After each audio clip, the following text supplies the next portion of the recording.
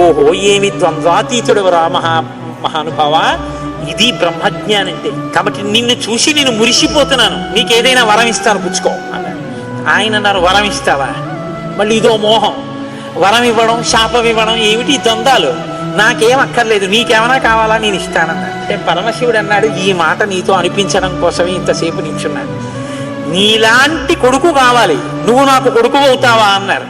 అంటే సనత్కుమారుడు అన్నాడు, నీకే కొడుకునవుతానన్నాడు. పార్వతీదేవి అండి, ఏది అంత దీర్ఘం ఇస్తున్నావు, నీకే కొడుకునవుతానంటా ఏంటి, నీకే కొడుకునంటే నాకు కొడుకువే అంది. అదొక్కటి అడక్కమ్మా అన్నాడు. అదేమయ్యా అదేమిటి, నీలాంటి కొడుకు పుడుతుంటే నా కడుపున పుట్టకపోవడం ఏమిటి?